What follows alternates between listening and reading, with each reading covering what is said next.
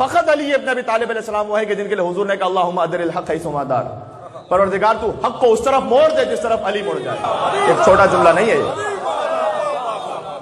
یار، یہ اس جملے کی طاقت تو ذرا ملاحظہ کریں۔ علی مع الحق والحق مع علی، علی حق کے ساتھ، حق علی کے ساتھ، اور اللہم ادر الحق حیث ما دار، پروردگار تو حق کو اس طرف موڑ دے۔ کیا بات ہے! علی حق کے پیچھے جانے کے لیے محتاج نہیں عزیزوں، حق اپنی حقانیت کے اس بات کے لیے علی ابن ابی طالب کا محتاج ہے۔ یہ بندہ فقیر کو اللہ سبحانہ وتعالیٰ نے کچھ عزت عطا کی ممبر حسین کے صدقے میں، تو بات کہیں دور تک چلی جاتی ہے، تو میں یہ کوٹ کر دوں۔ 2 دن پہلے کلپ دیکھ رہا تھا میں جناب مفتی حنیف قریشی صاحب کا، جی ٹی وی پر، نام لے کے اس لیے کہہ رہا ہوں بات کہ تاکہ باقاعدہ ریفرنس کے ساتھ بات رہے، اور مولانا امین شہیدی صاحب وہاں موجود تھے، بڑی اچھی گفتگو رہی۔ تو مفتی حنیف قریشی صاحب نے اس میں بات کہی امام حسن اور معاویہ، ان کی صلح کے بارے میں بات ہو رہی تھی، اور مولا علی علیہ السلام کے مقابلے میں حاکم شام آیا، تو یہ گفتگو ہو رہی تھی۔ تو انہوں نے مانا اس بات کو کہ علی حق پر تھے، یہ جو صحیح بات ہے جو انہوں نے کہی ہے وہ میں کہہ رہا ہوں، مفتی حنیف قریشی صاحب نے مانا، اور بھی کلپس میں مان چکے ہیں کہ بھائی علی حق پر تھے، کیونکہ یہ میں نے ابھی حدیث پڑھی نا عمار یاسر والی، ایسی بہت ساری حدیثیں علی مع الحق والحق مع علی، تو اہل سنت کتابوں میں موجود ہے، کوئی ہم اپنی کتاب سے تھوڑی پڑھ رہے ہیں۔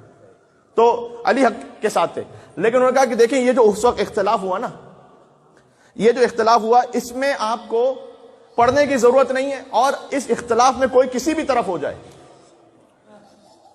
تو اسے اگر کوئی نظریہ بنا لیتا ہے وہ، تو آپ کو اس پہ کریٹیسائز کرنے کی ضرورت نہیں ہے۔ اور مثال کیا دی انہوں نے؟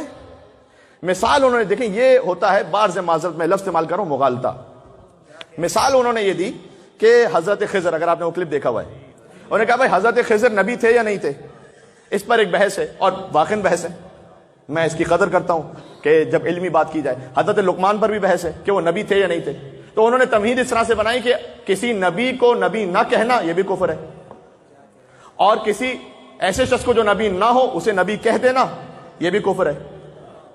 تو حضرت خضر نبی تھے یا نہیں تھے؟ اب اختلاف ہے، اہل سنت بھی 2 فرقوں میں، یعنی گروپ میں، شیعہ علماء بھی تحقیق 2 طرح کی ہے کہ نبی کچھ کہتے تھے، کچھ کہتے نہیں تھے۔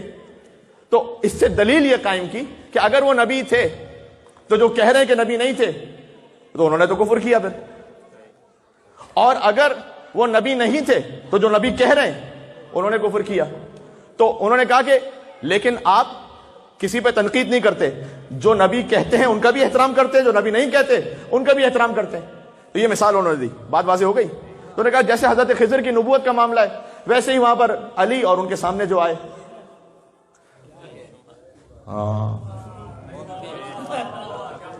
اچھا جو علی ان کے سامنے آئے تو کوئی اگر انہیں صحیح کہہ دیں تو وہ بھی ٹھیک، اور جو ان کے سامنے آئے اگر کوئی ان کی طرف ہو جائے تب بھی اس میں کوئی حرج نہیں ہے، اس لیے کہ جیسے خضر کی نبوت میں 2 نظریے ہو سکتے ہیں، خضر علیہ الصلوۃ والسلام۔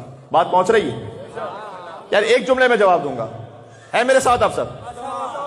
میں عرض یہ کرنا چاہتا ہوں کہ یہ مثال اس کے ساتھ اس لیے ٹھیک نہیں ہے کہ علی کے لیے تو حضور نے کہا تھا علی مع الحق والحق مع علی، مجھے اتنا بتلا دیں کہ یار خضر نبی کے لیے کوئی حدیث رسول موجود ہے کہ وہ نبی تھے؟ میرے ساتھ رہیے گا بھائی، نہ یہ حدیث موجود ہے کہ نبی تھے واضح طور پر، اگر موجود تھی تو ہم تک نہیں پہنچی، تو کم از کم ہم تک نہیں پہنچی کہ وہ نبی تھے، یہ حدیث بھی نہیں پہنچی کہ نبی نہیں تھے۔ جس سلسلے میں رسول اللہ نے کوئی ارشاد نہیں فرمایا آپ تحقیق کرتے رہیں، تحقیق کا دروازہ کھلا ہوا ہے، آپ اس طرف مان لیں اس طرف مان لیں وہ آپ کی مرضی ہے، اس لیے کہ رسول نے کوئی ارشاد نہیں فرمایا۔ کیا علی کے لیے معاملہ خالی چھوڑا تھا؟ پتہ نہیں میری بات پہنچ رہی ہے نہیں پہنچ رہی؟ بات پہنچ رہی ہے بھائی؟ علی کے لیے معاملہ خالی نہیں چھوڑا تھا، حضور نے کہا تھا علی مع الحق، علی ہمیشہ حق کے ساتھ ہے، حق ہمیشہ علی کے ساتھ ہے۔ جب رسول اللہ کا کلام آ گیا تو کسی کی تحقیق کی کیا گنجائش رہتی ہے کہ وہ کہے کہ میں اس کے ساتھ تھا یا اس کے ساتھ تھا؟ جو علی کے ساتھ تھا وہ حق تھا، جو علی کے مقابلے میں تھا یا سب باطل تھا؟ مذکر ہو یا مؤنث ہو میں نہیں بات کرتا۔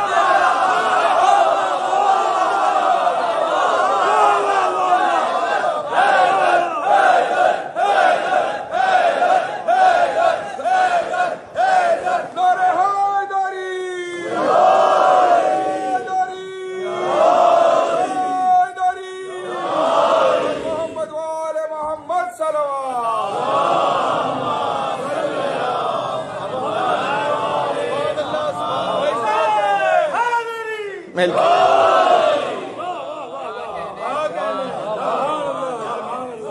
یہ بات بول گئی اسی طرح سے حضرت خضر علیہ السلام سے وہ مثال ٹھیک نہیں ہے، اس لیے کہ اگر نص سے رسالت موجود ہے، حضور کی نص موجود ہے، حدیث، اس کے مقابلے میں اجتہاد باطل ہے. یہ بات پہنچ گئی.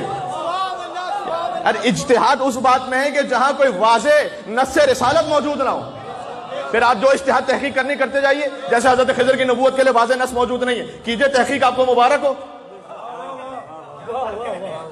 بائی دا وے کل حدیث سنا چکا ہوں کہ خضر علیہ السلام کا علم وہ تھا کہ جو پرندے کی چونچ میں آ گیا، جو سمندر میں رہ گیا وہ علی ابن ابی طالب کا علم تھا. یہ کل سے سنا چکا ہوں. اس لیے تو آپ تحقیق کرتے جائیے، لیکن جس ہستی کے بارے میں نص سے رسالت موجود ہے اس میں آپ کی تحقیق کی کیا گنجائش ہے؟ یہ ہماری تحقیق کی کیا گنجائش ہے؟ یہ ہمارے مزاج کی کیا گنجائش ہے؟ کچھ تو ہے جس کی پردہ داری ہے.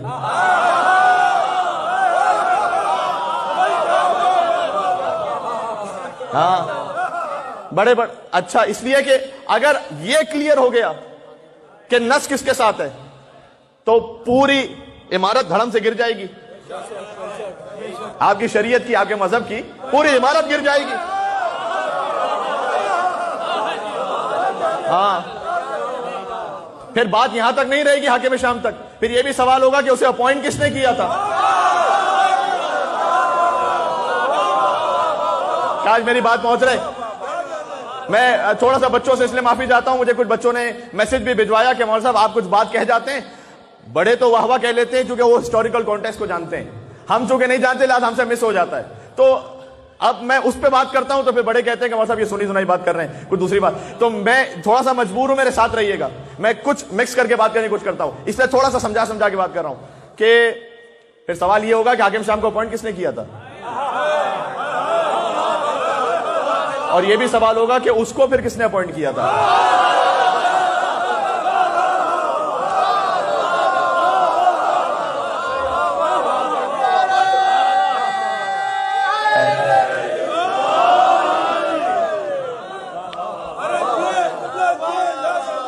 یہ بات پہنچ رہی ہے.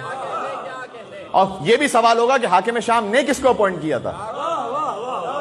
اسی لیے ہم کہتے ہیں، ہم محرم کی مجالس میں اس پہ تھوڑی سی بات کر چکا ہوں کہ اگر یزید پہ لعنت بھیجو گے، جو سارے مسلمان لعنت بھیجتے ہیں، تو فقط یزید پہ ہم جان نہیں چھوڑیں گے آپ کی.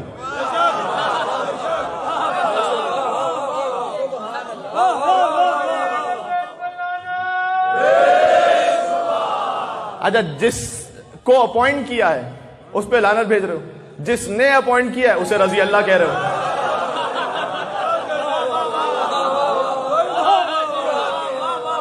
غالب نے کہا تھا یہ اجتہاد عجب ہے ایک دشمن دین، یہ اجتہاد عجب ہے کہ ایک دشمن دین علی سے آ کے لڑے اور خطا کہیں اس کو کہ خطا اجتہادی ہو گئی تھی. خطا اجتہادی ہو گئی. خطا اجتہاد کیا کیوں تھا آپ نے نص کے سامنے، حدیث رسول کے سامنے آپ نے اجتہاد کیوں کیا تھا؟ یہ اجتہاد عجب ہے کہ دشمن ہے اجتہاد کے لفظ پر.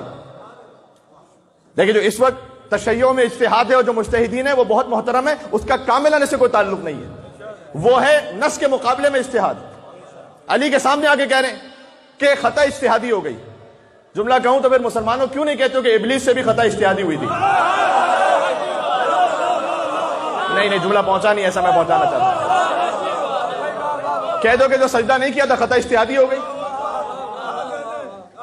یعنی میں کہنا یہ چاہ رہا ہوں کہ کیا فرق ہے حاکم شام کی غلطی میں اور ابلیس کی غلطی میں؟ فرق کیا ہے؟ ابلیس نے آدم صفی اللہ کو نہیں مانا، حاکم شام نے علی ولی اللہ کو نہیں مانا.